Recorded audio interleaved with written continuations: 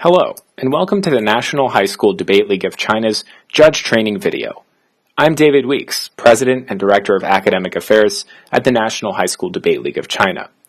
We're very happy to have you act as a judge at one of our upcoming debate tournaments, and it's my hope that after you watch this video, you have a better understanding of how to conduct and judge a debate round.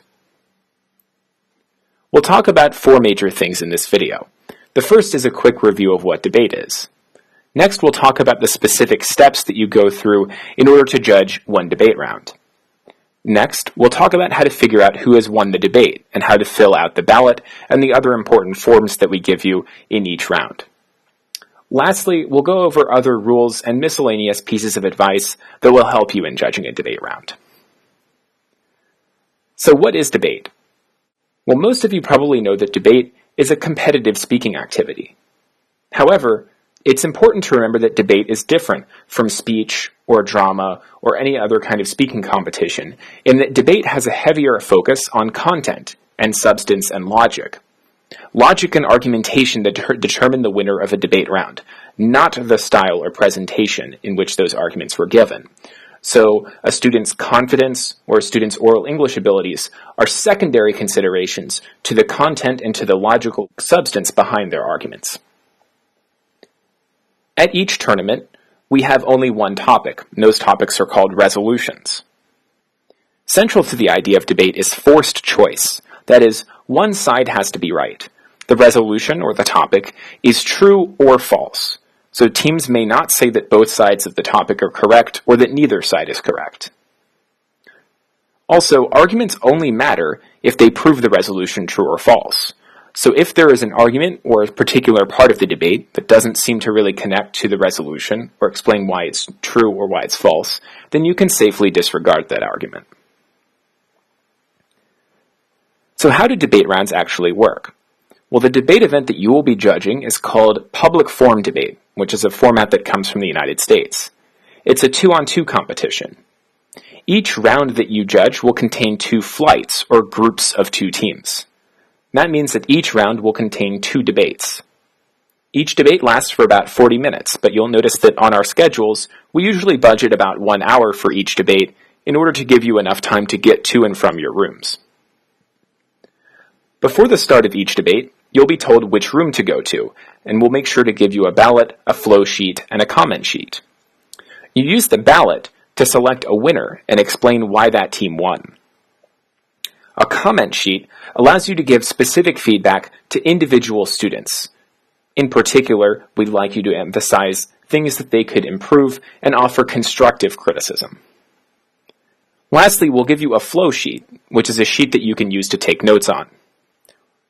Keep in mind that we post comment sheets and ballots online, and that the public can view them at any time. We do collect flows as well, but we do not post those online. So once you arrive at your room, please be seated and wait for all 4 of the debaters to arrive. Please let us know if all 4 debaters have not arrived after 15 minutes after the posted start time of the round. Feel free to introduce yourself and put any students that seem especially nervous at ease. Keep in mind that some of the debaters will be very, very experienced, and on the other hand, some will be complete novices. So do try to be as nice and approachable as possible, while still seeming impartial and professional. The first basic step of the debate round is the coin flip. At the start of each debate, competitors will flip a coin to decide what side they will be advocating for and what the speaking order will be. The winner of the coin flip gets to choose what choice to make, so they will choose whether they want to affirm or negate, or to speak first or speak last. The loser of the coin flip gets to make the remaining choice. So for instance, if I win the coin flip and I choose the affirmative, then my opponents will be allowed to decide the speaking order, whether they will speak first or I'll speak first. After the coin flip, make sure that the students tell you their number codes. Make sure that you have their number codes written correctly on the ballot. If students do not know their number codes, please have the student ask the tournament administrators as soon as possible. This is the basic timetable of a public forum debate. So you can see that in each debate round, each team gets 4 speeches. And there are also 3 sessions of what's called crossfire, which is a form of cross-examination. The first speech that you'll listen to is the constructive speech, which lasts for 5 minutes. During the first 2 speeches of the debate, each team will read their cases, which are pre-prepared reasons why their side of the topic is true. Most debate cases will state what the topic is and what side the team will be advocating for. Generally, we discourage students from having very long or overly formal introductions, so don't be surprised if they immediately go into stating the topic and what their side is. Next, students will define the key terms in the resolution. After they define the key terms of the resolution, they'll probably give a framework, which explains how the round ought to be evaluated. Frameworks are a little bit tricky, so let's talk a little bit more about what a framework is. Frameworks explain how the judge should figure out who wins the debate round. If the topic was, resolved, the Chicago Bulls are a better basketball team than the LA Lakers, then a framework would need to tell us how to figure out which is the better basketball team. So one framework might explain why having very tall players is the best way to determine which team is better, perhaps because they can more easily pick off rebounds or dunk without using as much energy. On the other hand, there are a lot of different ways to figure out what a good basketball team is. So another framework, the opponent's framework, might explain why having more accurate shooters is the most important feature of a good team, since they can make more three-point shots and don't have as many rebounds that can be picked off. Keep in mind that there are a bunch of other kinds of frameworks that we could make about this particular topic, for instance, having a good coaching staff, having more all-stars. It's really up to the debaters to decide how they want to frame the resolution and what framework they want to offer you. After the framework, the debaters will read between 2 and 4 contentions. Contentions are independent reasons why their side of the topic is true. A contention should contain 3 things. The first is a claim. A claim is simply a statement of what the argument is, so don't expect that to be very long. The second piece of a contention is called a warrant. That's a well-developed reason why the claim is true. It's basically the proof. So the debaters can use original logical analysis or quoted or paraphrased evidence in their warrants. The third piece of a contention is an impact. An impact is an explanation of the significance of an argument, and if the debaters choose to have a framework in their case, then obviously their impacts have to connect back to their framework. While debaters are reading their cases, you'll want to make sure that you are taking notes, or what we call flowing. A flow is a detailed set of notes of a debate round that tracks the arguments made in each speech. Flows are written on white printer paper, not on lined paper. When you flow, you want to write down the major points from the constructive speech on the left side of the paper. So this is what a blank flow would look like. And after the constructive speech, this is what your flow would look like. So you're writing down the major arguments from the constructive cases on the left column of the sheet of paper. At the top, we have Gen Fong, which means affirmative, so this is the pro or the affirmative case. Below here, we have the negative or the con case. So after those 5-minute speeches called constructive speeches, we have a crossfire. Crossfire is a form of cross-examination. It's basically a question and answer session.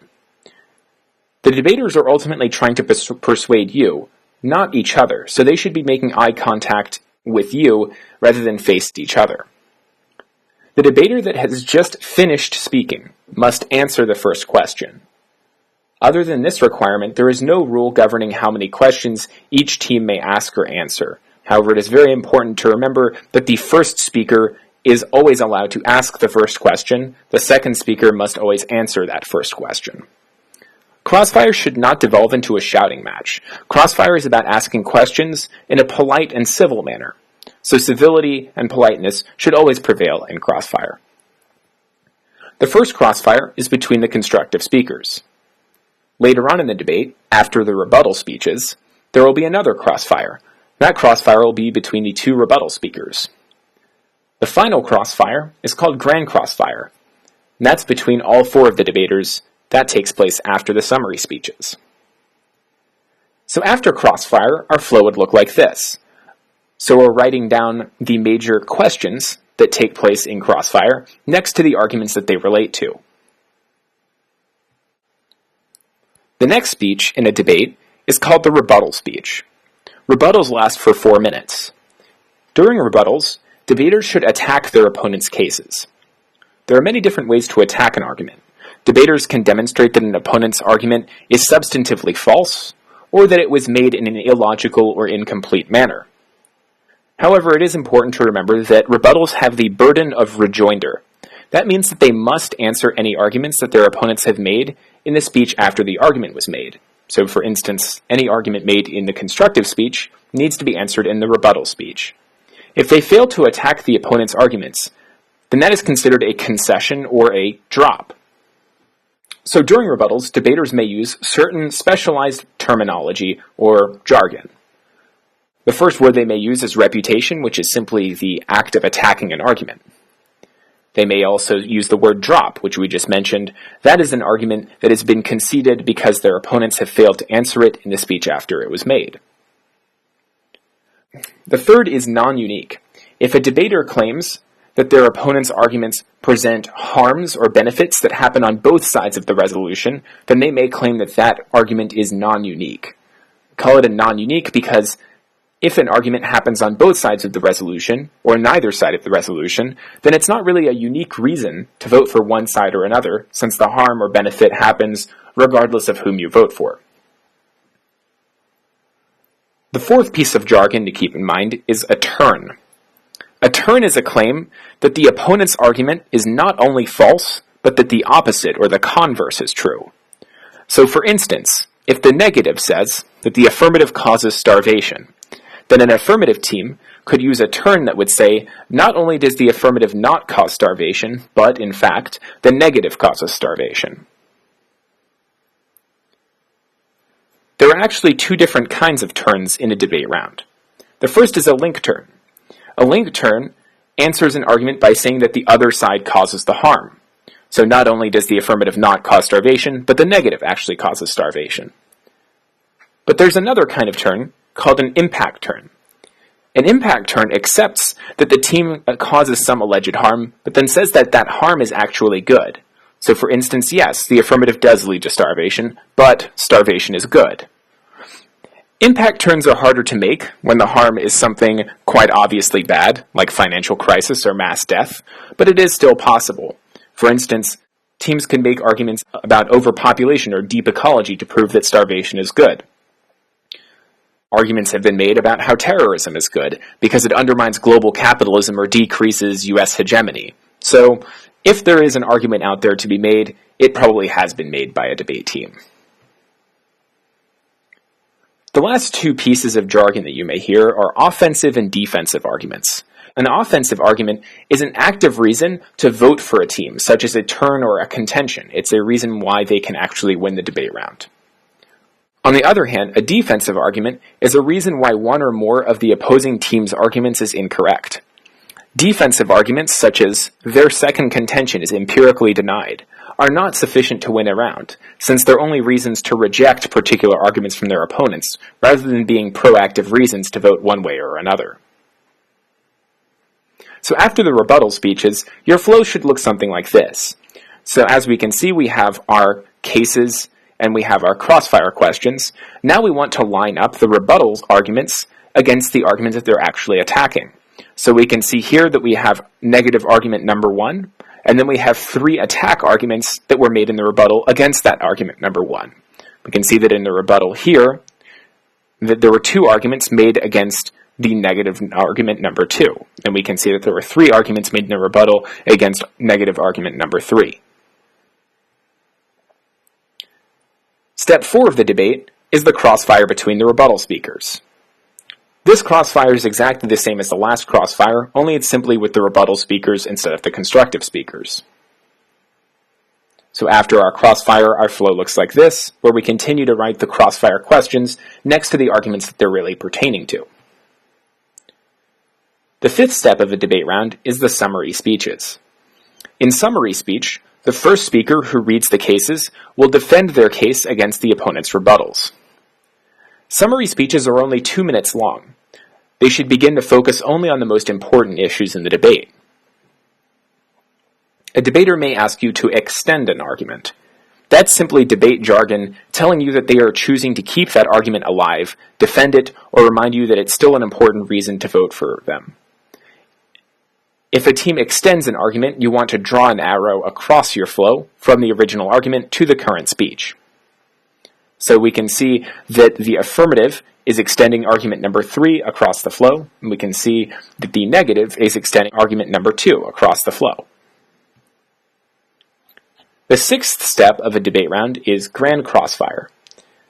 Grand crossfire is pretty much the same as the previous crossfires. The only major difference is that it's between all 4 of the debaters rather than only 2 speakers. So our flow after grand crossfire would look something like this. Step 7 is final focus, which is the last speech of a debate round. The rebuttal speaker will give this speech. Just like summary speech, final focus is 2 minutes long.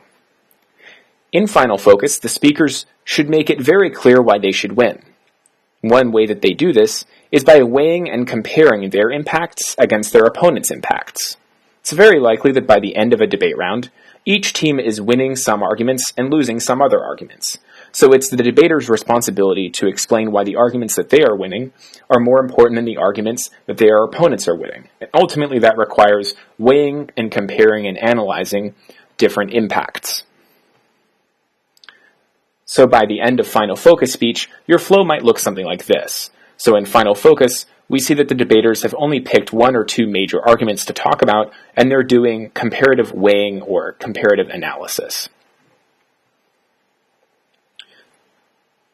One of the most important rules of debate is that no new arguments are allowed in final focus. Final focus speeches should be devoted to resolving existing issues in the debate round. Debaters must answer opponent arguments in the speech after they were made. So for instance, an argument made in the second constructive speech should be answered in the rebuttal speech. If an argument is made in rebuttals, it should be answered in summary. If an argument is made in summary, it can be answered in final focus. However, if a team fails to answer an opponent argument in the speech after it was made, then they have conceded that that argument is true. They may not substantively answer the argument afterwards. After the final focus speech is done, the debate is concluded. Our next step is to evaluate the debates and fill out the ballot. Step A is to confirm the students' codes. So by now you've probably already made sure that you knew what the students' codes were, but make absolutely sure. Each debater has an individual code. Their team code is simply their individual codes put together. Team codes always begin with the even number code, followed by the next number, which should be the odd number code. So for instance, if my team code was 200-201, then that would be made up of debaters 200 and 201. After you confirm their codes, have the debaters shake hands and leave the room. Step B is to allocate speaker points and figure out who won the debate. Wins are given to teams who logically prevail against their opponents.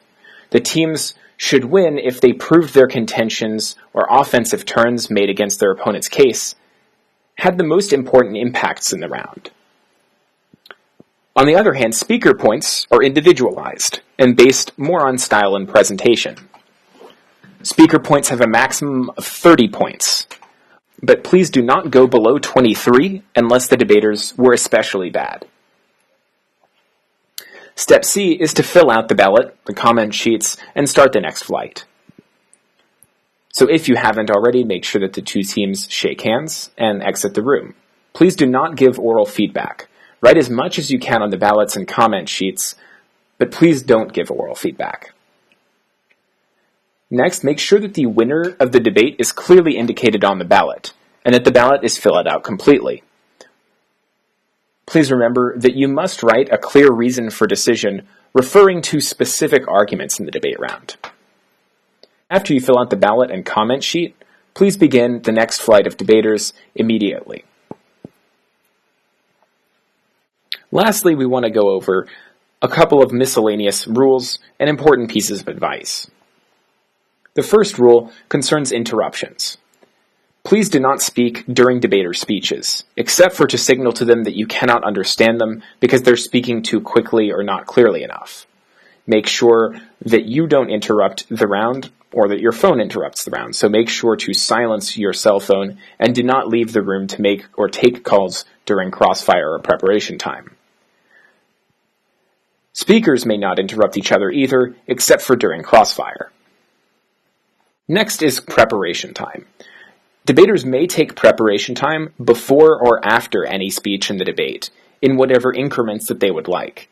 Each team has a total of 4 minutes to use at their discretion. The only rule is that they may not interrupt a speech in order to take preparation time. It must be before or after any speech or any crossfire. Please make sure that someone is timing the speeches, so that each speech conforms to the allotted speech times. If no debater has a time-keeping device, then they may use cell phones, iPods, iPads, computers, etc. The person keeping time is required to say time when the speech time has elapsed. After this time has elapsed, debaters may finish their sentence if time elapsed mid-sentence. However, please disregard new arguments made after time has elapsed. If this seems like a lot of information, don't worry. The ballot has the debate round timetable on it and the basic instructions for judging. If you follow the instructions on the ballot, you will judge the debate correctly. Lastly, we'd like to say thank you for listening and thank you for your time. We hope that you enjoyed the debates. Remember to register at nhsdlc.ning.com. There you can see the results of the tournament and see if any of the students that you judged went on to win the tournament. Thank you.